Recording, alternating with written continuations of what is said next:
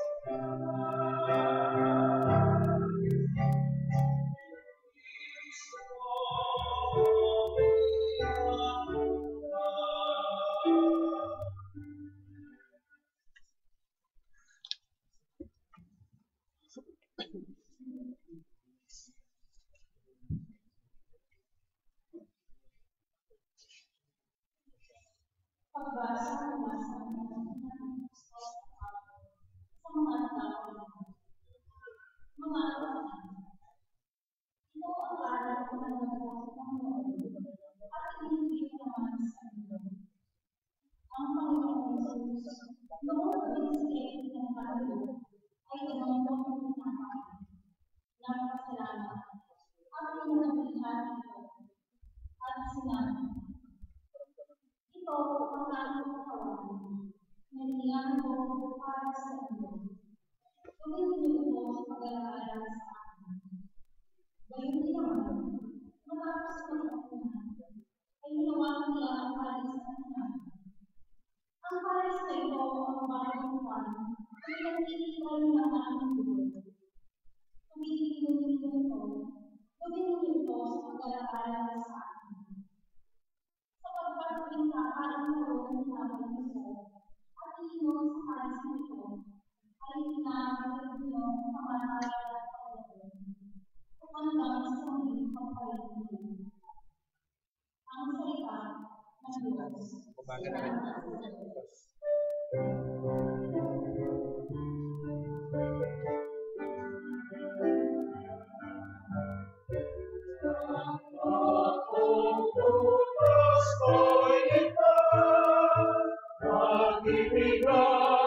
Sana kayo matulad ng ginawa ko, dapat mamahal sa inyo ang sabi ni Jesucristo. Ang bagong utos ko'y ito, mag-ibigan sana kayo, katulad ng ginawa ko, na pagmamahal sa inyo ang sabi ni Jesucristo. Ang bagong utos ko'y ito, mag-ibigan sana kayo, katulad ng ginawa ko, na pagmamahal sa inyo ang sabi ni Jesucristo.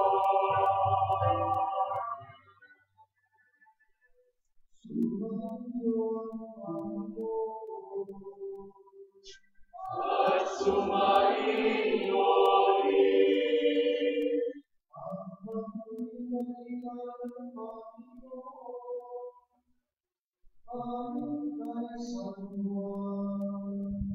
Ako'y sa'yo, Panginoon.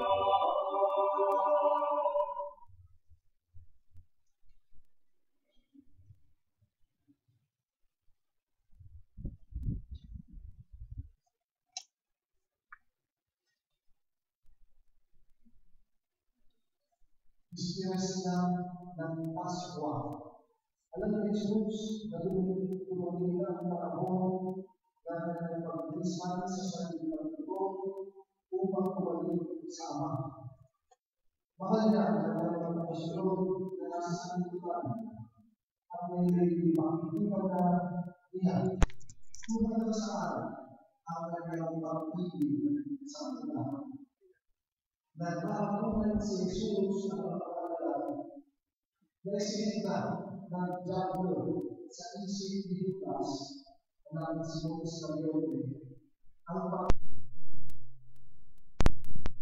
Alam ni Jesus na ibigay sa kanyang Ama ang alam din niya kung sino ba sa Diyos at babalik sa Diyos. Kaya kang sila ay nakakuhan tumindig si Jesus, natubad ang kanyang panalakas ng kasultan at nagbibigis ng tuwala. Pagkatapos, nagbuhos siya ng tubig sa bandana at simulang higasan ng paa ng manalagan at punasan ng tuwala na nagbibigis sa kanya.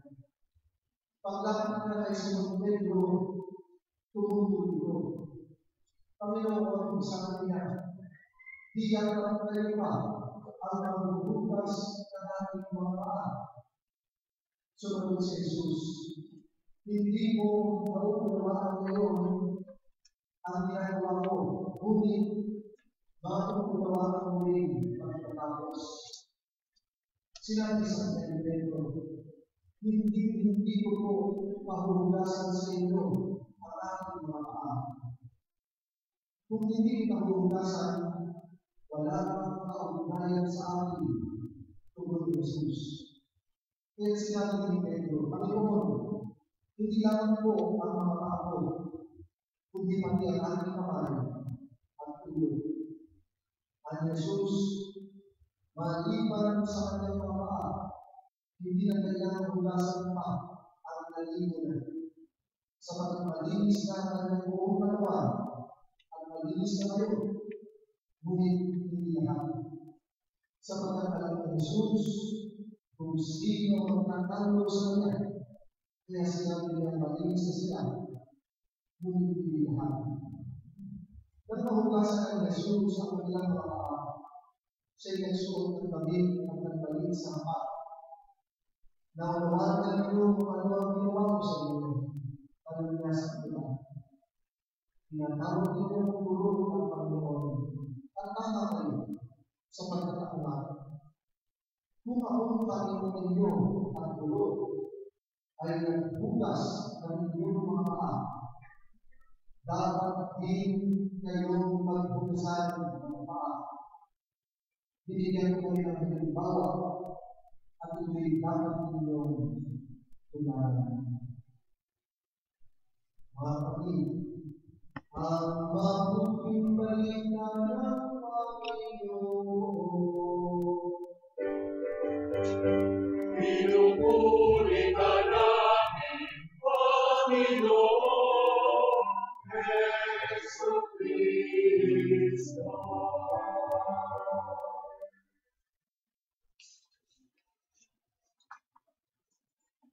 Kung hindi ka hugasan, wala kang kaugnayan sa ating tugon ni Jesus. Kaya mahal na mga kapatid, sa ating pong banal na pagdiriwang ngayong hapon, ang simula ng mga libro kung saan para po sa ating lahat. Itong tatlong araw na ito, ang Biyernes Santo, Biyernes Santo, at Sabado, Gloria, ang pinagtangko sa buhay natin bilang mga Kristiyano. Sapagkat ang sentro ng ating pagdiriwang ay ang buhay, ang pag-aalay ng sarili, ang tagumpay ng ating Panginoon sa mga tao. Sa ating pagdiriwang ng hapon ay ipapasalamat at kasama natin ang mga kapatid ko para sa ating ito ng ating pag-ibista. Ang mga kapatid ngayon, si Wala Anas at Nakatawan, si Ray Manuel Aras, at ating mga Marco Flores, at ang ating kaibahan ngayon, si Binan po ni Alimaan, kasama mo po ang mga kaibahan Flores. Kasama natin sila sa araw na ito na ating pagbibilang ng Biyernes Santo. Siguro, nakikita niyo kanina ang larawan ng Last Supper. At alam niyo kung sino yung pagbibilang niyo. Hindi ako na si Leonardo da Vinci, ang famoso guru. Ano ito sa kasaysayan ng kanyang paggawa ng The Last Supper. The Last Supper. Si Leonardo da Vinci daw po ay pumili ng magiging halimbawa ni Jesus. At sa kanyang pagpili, kumpusan natin akma sa pagkatao at sa pagpili ng namin. ni Jesus sa Last Supper. So, kung nandun kayo, maganda ako pa, makakamagdan ang hindi. Kung may makakamagdan ang Last Supper, nakakakita si Jesus. Yung mata pala nangungusak na. Kaya pinili niya itong si pero hindi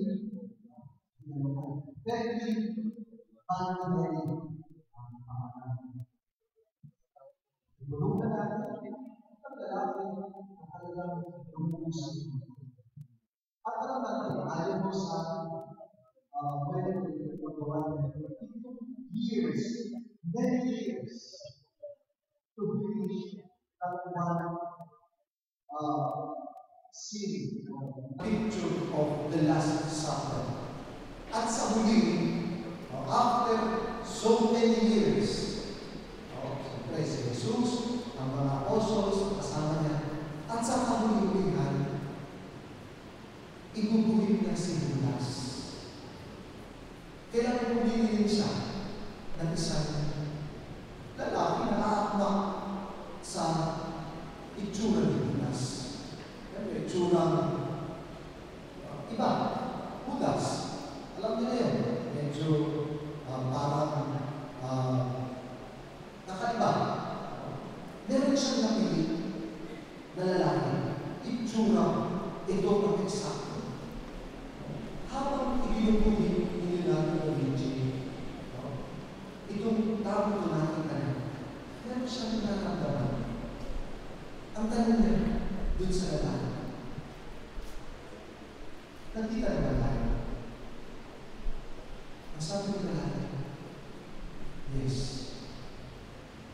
ako si Petri Bantini na ibinuhin mo so many years back as Jesus, as your model of Jesus. And yes, sabi niya, kasi nabulat siya. And yes, so many years have passed. At marami na rin nabago sa aking buhay, sa aking sarili. Tignan niyo, kung meron kayong Last Supper, ang mukha ni Jesus at ang mukha ni Judas, magkaiba. Yet, iisang tao ang naging halimbawa, ang naging modelo, hindi natin kalimutan. Ba't doon natin kwento? Kasi, well, nasa Last Supper, same tayo. The Last Supper is the last night of Jesus with his 12 apostles. Nakita ng mga alagad niya at pinaghanda ni Jesus ng hapunang Pampasko. Lagi mo natin narinig yun. Hapunang Pampasko. The Passover meal. Ano po ito? Sa mga Hudyo, napakalaga po ng Passover meal o hapunang Pampasko. Sapagkat dito sa hapunang ito, na binanggit sa ating unang pagbasa, napakaganda kompleto ang pamilya, may mga rito, ilang basta nakakain, may mga rito na ginagawa. Para saan? Pagpapasalamat. Kasi yung hapunang Pampasko yun, ang buong pamilya, laging sinasaliwa ang pangyayari sa kanilang buhay mula sa kaligtasan patungo sa kanilang kalayaan. From slavery to freedom. At taon-taon, yung hapunang Pampasko yun, ginagawa nila ng may pagpapasalamat. Nabago ang kanilang buhay, nabago ang kanilang estado sa ginawa sa kanila ng ating Panginoon, ng Diyos sa lumang lupa. At doon po, sa Passover meal, ginawa ni Jesus habang sila kumakain. Tingnan niyo ha? Passover, inaalaala yung pagbabago sa buhay ng mga Israelita, ng mga Hudyo. Si Jesus, sabi sa atin ni San Juan, bispiras ng Pasko, kasama na nalalapit na pagbabago sa buhay ng ating Panginoon. At sa mga susunod na araw, after the Last Supper, we all know what happened to Jesus. So kita ninyo, yung Passover is not just for the Israelites, kundi yun din, ipinakikita na ni Jesus yung kanyang, yung mangyayari sa kanya. Kaya ba, sabi, doon mo sa hapunang Pampaskwa, gusto na ating Panginoon mag-iwan ng hindi malilimutan alaala para sa mga nagmamahal sa kanya, minamahal niya. Ginawa niya yung tinapay at alak ay kanyang ginawang kanyang katawan at dugo during the Last Supper. At ito po, yung doktrina na kung tawagin sa liturhiya, medyo malaba, transubstantiation. Transubstantiation. Yan po ang nangyayari tuwing tayo'y nagsisimba sa altar sa harap ng Panginoon, ang pagbabago. Ang tinapay na iniaalay at alak, nagkakaroon ng pagbabago. Nagiging banal at tunay na katawan at dugo ng ating Panginoon. Transubstantiation. At paano nangyari yun? Ang sabi, nangyari yun sa milagro ng Diyos. The miracle that happens during the sacrament of the Eucharist. Hindi ba tayo nakakarap tayo ng milagro? Sumimba kayo. At kayo makakakita ng milagro namin kung kayo nananalig sa Diyos. Na yung tinapay at alak matapos ng konsekrasyon ay hindi na alak. Hindi na tinapay. Bagamat nananatili ang substansya ng tinapay at alak, pero ito'y sa kapangyarihan ng Espiritu Santo nagiging banal na katawan at dugo ng ating Panginoon. Si Cardinal Tagle, meron siyang napakagandang pakinulan sa loob ng sa unang hapunan na ginawa ng ating Panginoon. Last Supper, balik tayo sa Last Supper. Merong tatlong pagbabago. Transubstantiation, kung sa Eucharistia. May tatlong pagbabago na nangyari sa Panginoong Jesus at sa kanyang mga alagad. Una, ang tinapay at yung alak na kinain ng mga alagad kasama si Jesus. Matapos na kanyang masmasahin. Unay, ito'y naging parang bagay. Bagay na kinakain lamang, bagay na iniinom lamang, pero matapos masmasan ni Jesus, sa huling hapunan, ito'y naging isang regalo. Regalo ng buhay ng Diyos. Regalo na tuwing makikinabang ay nagbibigay sa atin ng lakas at buhay ng Diyos. From mere object of the bread and wine, now it turns to a gift. Gift of life. Gift of God Himself sa atin na mga Panginoon. Yun yung isang pagbabago. Hindi na basta bagay. Ito'y banal na buhay ng Diyos. Pangalawa, anong pagbabago? During the Last Supper, sabi, si Jesus, yung kanyang paghuhugas, kaya bago sila kumain, hinugasan ni Jesus ang paa ng mga apostoles na maya-maya ay ating isasalinahin. Hinugasan niya ang paa ng mga alagad. Siya ang tinatawag nilang guro at Panginoon. Pero siya ang nagulat na maglingkod sa kanila. ang tinatawag na Panginoon. Siya ang unang nagpakita ng tunay na pagpaanan ng sarili. His greatest service is laying down His life. Yun pala, the greatest transubstantiation. From being the master to a servant. Isang pinapanginoon, pero siya ang unang naglingkod, siya ang unang naging alipin na lahat sa kanyang trabaho. At bakit sa Last Supper, naliwanag, ang buhay ni Jesus ay kanya. Ibinagkaloob siya ang bugtong na anak ng Diyos. Pero, in the Last Supper, ipinakita, ipinaalam at tiniyak ni Jesus na yung kanyang sarili hindi para sa kanya, hindi para sa lahat. Para sa makasalanan, para sa mga nananampalataya, para sa lahat.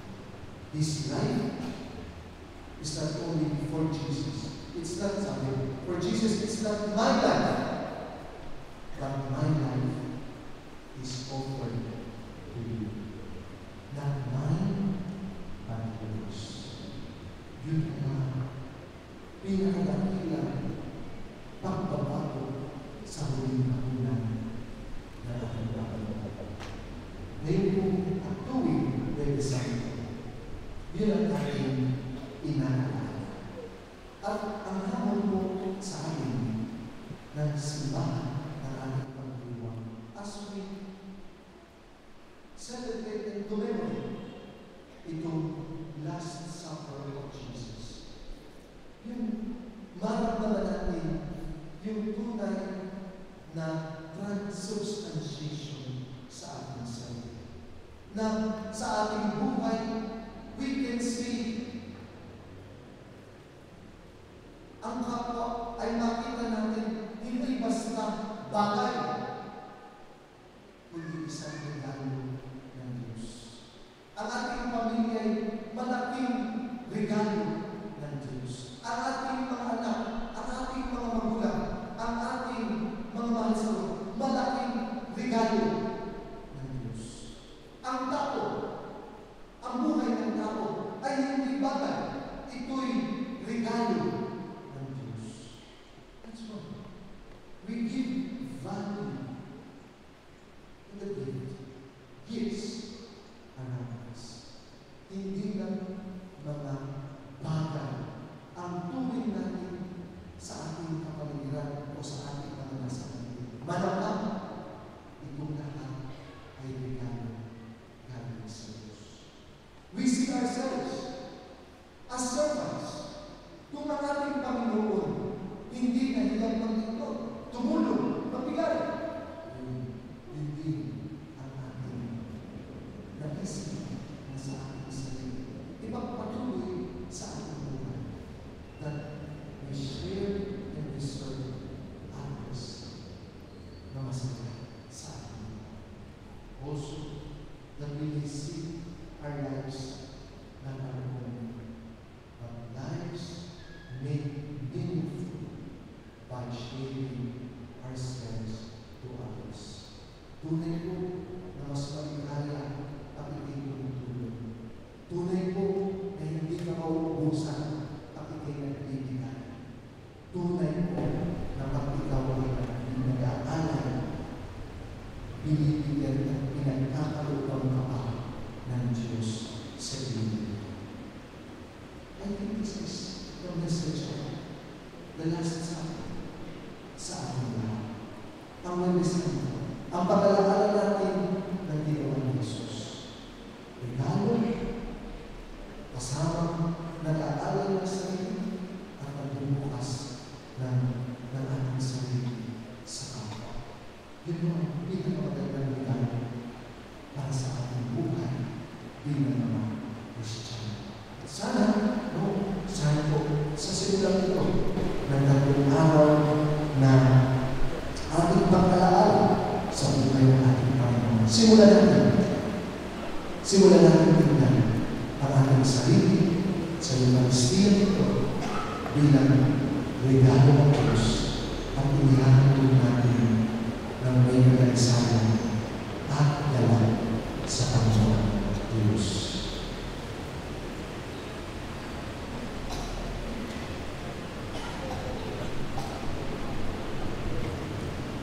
Tayo po ay lalako ngayon sa dito ng pagbubugas ng mga paa. Ang ulikod na sa pagbubugas ng mga paa ay isang matibay na pagkalaala na iwan ng kababaang loob at ang pamahal na paglilingkod na dapat kapag itinandaan sa ating mga kapatid.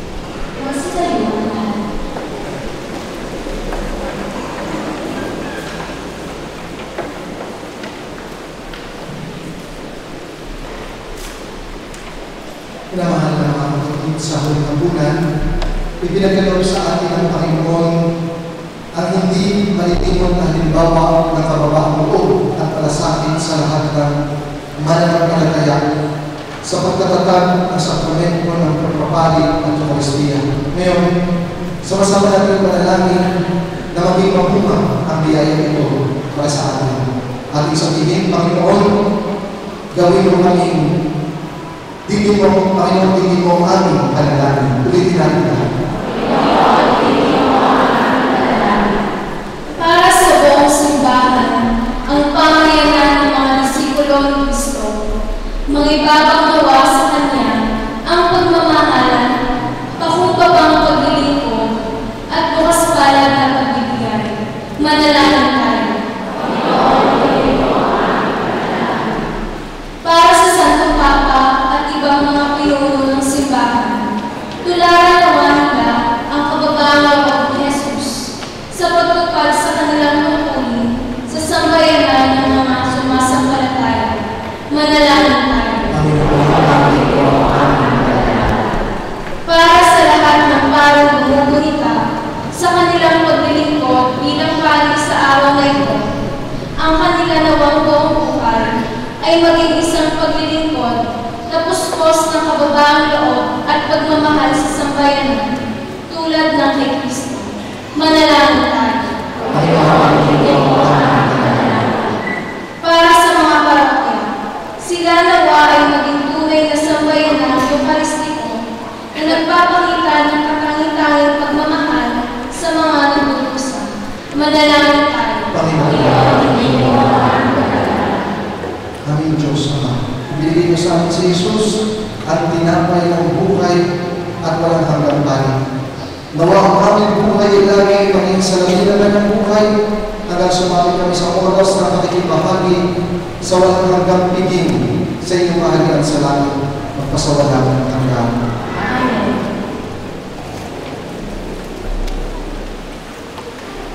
Bukas po sa lahat ng pag-aalay ng mga anak, nasasamahan po ng ating opera na si Ginang Casey Magnayan at si Ino Grandchildren kasama ni Ginang Eraldine Atienza.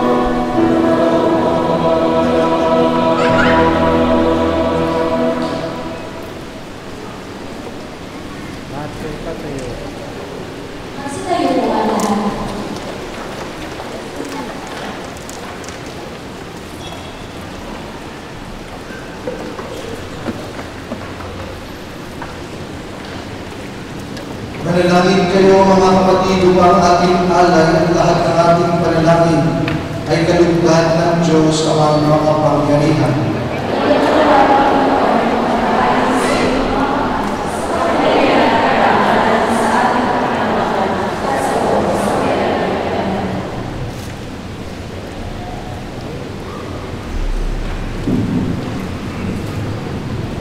Ama naming lumikha, ipagkaloob mo marapat ganapin ang banal na pagkahain, sapagkat tuwing ipinagdiriwang mga alaala ng anak mong nag-aalay, ang pagliligtas niya sa lahat ay nangyayari upang aming pakinabangan.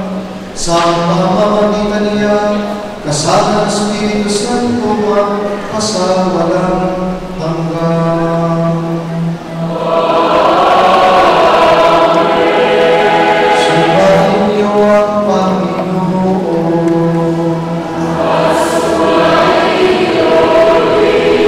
Itaas sa Diyos ang inyong puso at diwa.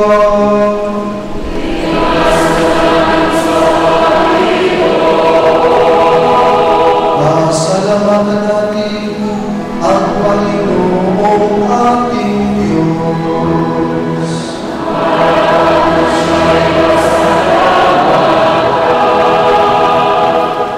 Ama naming makapangyarihan, tunay ng marapat na ikaw ay aming pasalamatan sa pamamagitan ni Jesucristo ng Panginoon.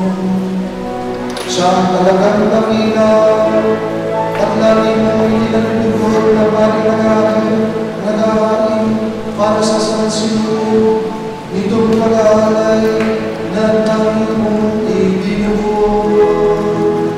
Ang pagdiriwang sa ating pagkunan ay pagkakain niya para sa kanan upang kalalahanin namin ang pagsaluhan. Ang laman niya ay ihain upang lahat ay buhayin. Ang dugo niya ay lumanap ng lahat ay mapatawad. Kaya kaisa na kaya na nagpupuri sa iyo nang walang humpay sa kalangitan, ipinagbubuti namin ang iyong kadakilaan.